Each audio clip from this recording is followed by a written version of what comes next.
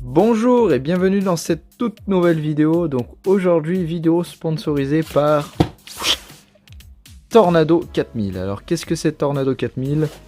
Je vous montre ça vite fait. C'est un rechargeur de batterie pour voiture.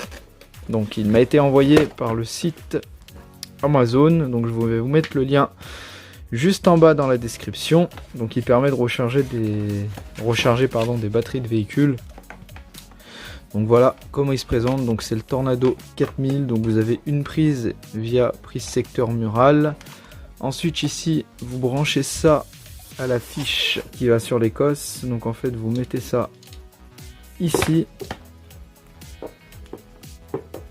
Vous mettez ça juste comme ceci, voilà. Ça, vous ne pouvez pas vous tromper, il n'y a qu'un sens. Vous avez les pinces crocodile qui vont se mettre directement à la batterie. Donc là vous avez un fusible anti-court-circuit qui est juste ici. Donc là je mets le contact. La voiture elle n'a pas de batterie, ça fait un moment qu'elle n'a pas tourné. Regardez, il n'y a rien. On est d'accord? Il n'y a rien du tout. Et donc comme vous avez vu, j'ai dû débrancher la batterie, je l'ai montée. Je vais vous montrer qu'elle a plus du tout de batterie quoi. Donc là vous prenez un multimètre, on le met sur volt continu sur 20. Juste ici, on prend le plus et le moins, donc le plus à gauche et le moins à droite, et vous allez voir, elle est complètement HS. Regardez, elle est à 6 volts, normalement on doit être à 12 volts. Donc ce que je vais faire, c'est que je vais la brancher tout de suite, et on va la laisser brancher. Donc là, comme vous voyez, pour changer de mode, il faut appuyer 2 fois. Voilà, donc là j'ai mis le mode 12 volts, Repair, car c'est une batterie voilà, qui est complètement morte, on va dire. Je rappuie une fois pour valider mon choix. Ensuite, je branche l'Écosse. Le plus sur le plus. Donc le plus sur le plus et le moins sur le moins. Et puis écoutez, on laisse travailler.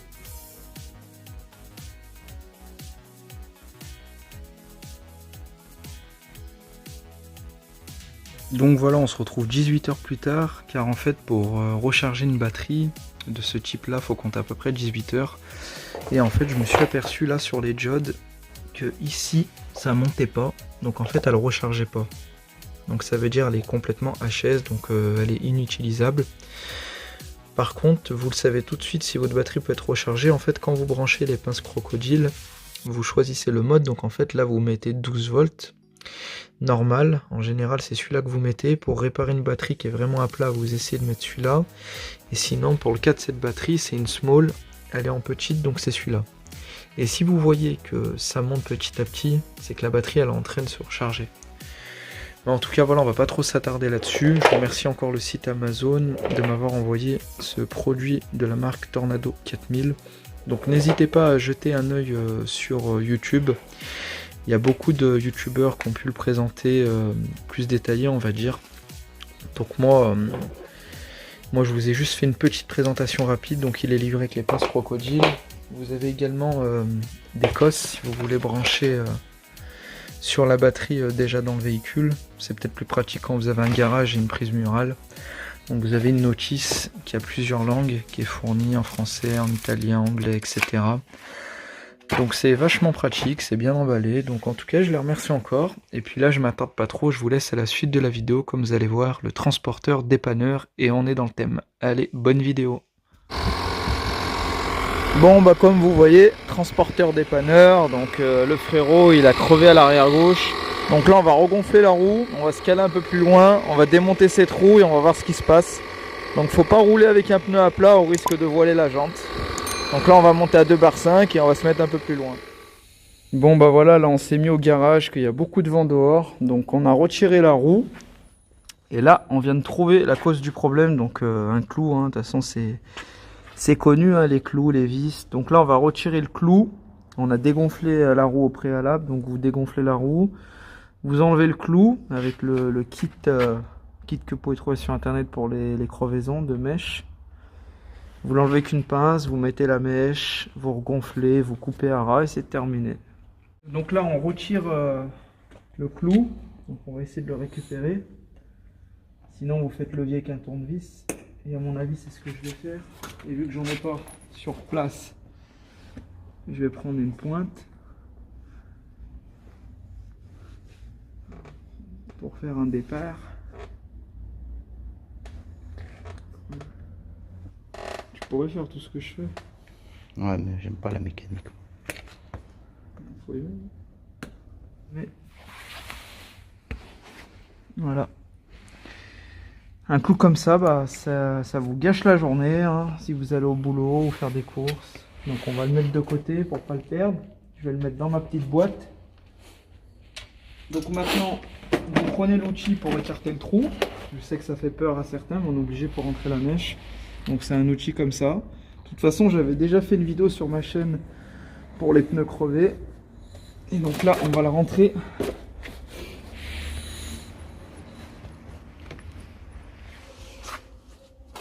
Ah, vu que c'était une petite fuite en fait. De toute façon, l'anti-crevaison, ça l'aurait bouché. Hein. Ouais, mais on va mettre une mèche. Tu vas pas le regonfler. Donc là, vous prenez une mèche, après que vous ayez agrandi le trou. Si ça veut bien se défaire. Elles ont moisi. Elles ont moisi.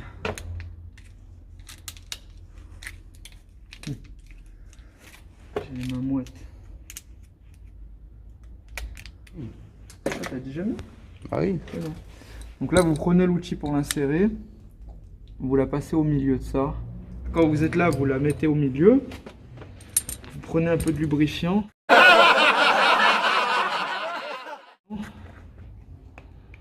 Voilà. Tu mets pas de colle. Non, tu mets ça pour que ça glisse. Comme ça, elle pénétrera plus facilement. Voilà. Je sais pas si je vais réussir. C'est prêt. Et à la fin, vous vérifiez qu'il n'y a plus de fuite et vous coupez au cutter. Vous laissez un petit peu dépasser. De toute façon, à force que la roue elle tourne, ça va écraser. Donc voilà. Mais voilà le petit kit de réparation avec les mèches. C'est vraiment très sympa. Sinon, vous avez la technique à l'ancienne avec l'anti-crevaison.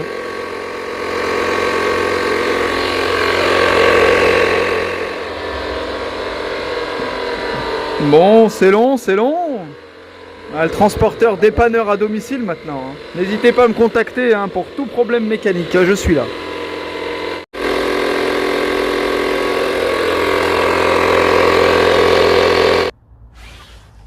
Et voilà, 2 bar 6, on arrête.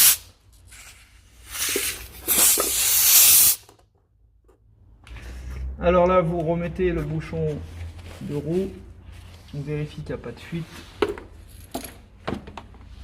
Juste à écouter. Il n'y a plus rien. Là, vous prenez le cutter que j'ai mis ici. Vous coupez un petit peu. De toute façon, ça va s'écraser avec la route. Attention les doigts.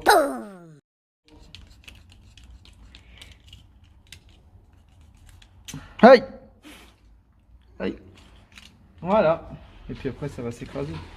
Ça va s'étaler comme un chewing-gum. Donc là, avant de remettre la roue, vu qu'elle a été un peu casse-couille à enlever, éclaire-moi dans le moyeu, vous mettez de la graisse cuivrée pour éviter que ça colle. Dans les goujons aussi. Voilà. On en met là aussi derrière. Comme ça, la prochaine fois, la roue elle colle pas. Putain, ça change du 20 pouces. C'est léger. Éclaire-moi dedans que je vois les trous. C'est bon, là on va graisser les boulons. On voit qu'on graisse. On graisse les boulons. Et puis le graisse.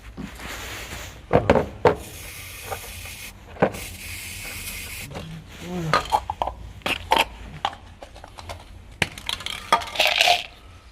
Donc, toujours le début à la main.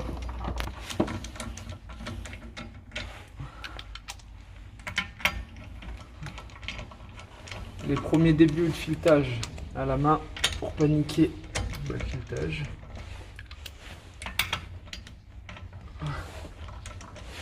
Et l'antivol en dernier, qu'on serrera moins fort que les autres pour pas niquer la douille. Et là on peut y aller à la clé à choc et toujours en croix.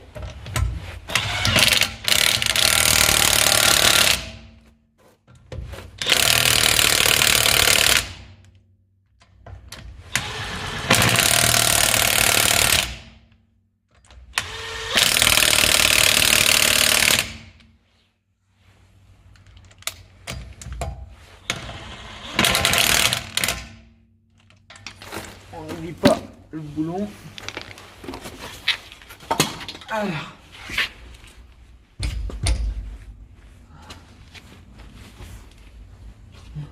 On desserre. Doucement. On desserre. On desserre là. Et là, on va vérifier à la main le serrage. Donc on se prend là.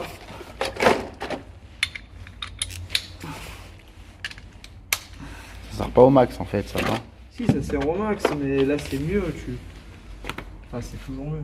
En plus, j'ai commandé une clé exprès pour les roues. Demain, je le reçois. Donc, j'ai serré à fond.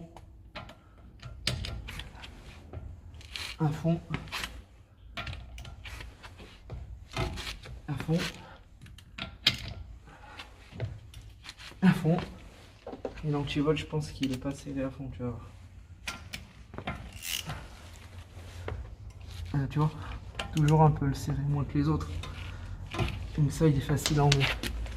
Bah écoutez, jeune homme, pour la roue, c'est bon, on peut faire le feu. Hein.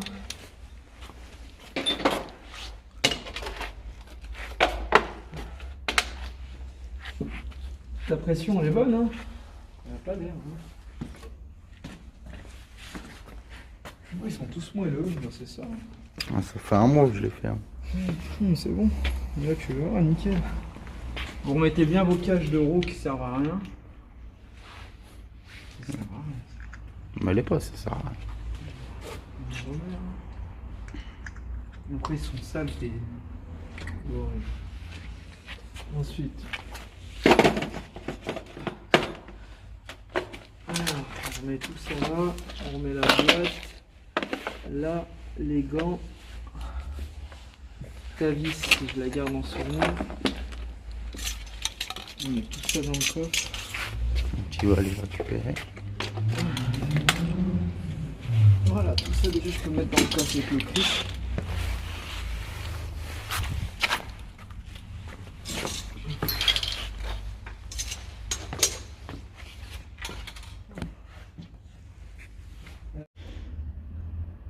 Bon bah voilà, on vient de réparer la roue. Un peu d'effort. Donc là ce qu'on va faire, on va changer le feu arrière droit. En gros je vous explique. D'origine sur les Golf 4, vous avez plusieurs versions. Attends, je vais l'avancer. J'ai enlevé le frein à main.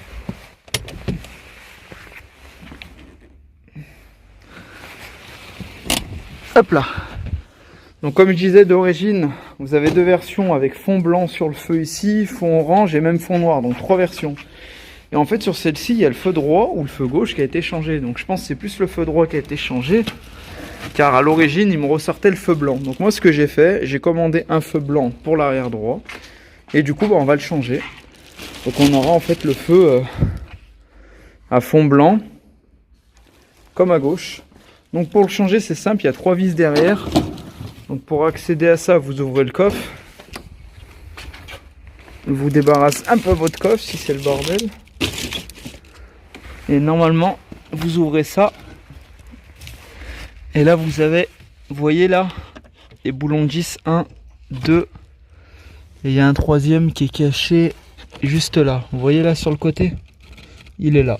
Donc là, on défait juste la platine. Comme ceci là. Voilà, la patte elle est cassée, bravo. Le téléphone il est tombé. Ta patte elle est pétée. Hein? Non, elle était déjà cassée. Voilà. Casse les couilles. Voilà, casser les couilles, on va la remettre dedans. Bon, on va remettre dedans, on va dévisser, puis je vous reprends. Hein. Donc on dévisse celui-là. Et les deux là-bas que vous voyez. Hein. et 2 en bas. Allez, à tout de suite. Attends, vas-y. Déclipse là-bas. Voilà, voilà. Donc là, on peut les comparer. Donc l'ancien. Alors, soit il a noirci, ou soit il est noir d'origine.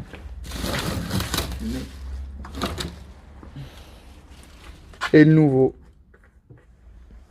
Il a peut-être noirci, hein, parce que ça, il a l'air blanc. Hein. Et il a dû noircir. Vraiment noirci. Enfin, par rapport Non, j'ai regardé dehors, c'est les mêmes. Un peu plus brillant. Mais après, avec le soleil, il va chauffer, ça se verra plus. Alors là, c'est bon.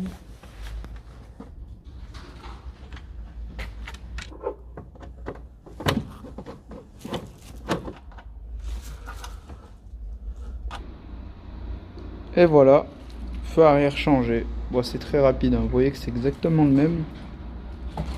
Donc on va vérifier que tout fonctionne maintenant. Besoin des clés. Oh là là! Les warnings, les feux de recul. Tout fonctionne, c'est nickel. Bon, comme vous voyez, le feu il est pareil à droite qu'à gauche, donc c'est nickel, tout refonctionne. Là, je vous ai fait un test avec les feux de détresse, donc c'est impeccable. Donc du coup, monsieur, vous êtes content du transporteur dépanneur? Bien sûr. Très satisfait? Vous recommandez ou pas? Bien sûr. Je devrais faire ce métier ou pas? Ah, c'est pas quoi. Oui, bien sûr. Oui, bien sûr. Bon, on va reprendre la petite essuie là-bas. Et puis voilà. Hein.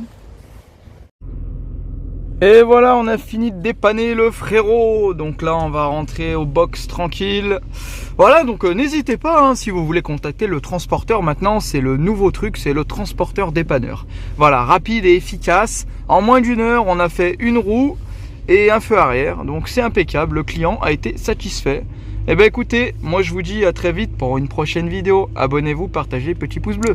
Petit pouce bleu, bordel! Donnez de la force au transporteur. Ça fait plaisir. Allez, ciao ciao tout le monde.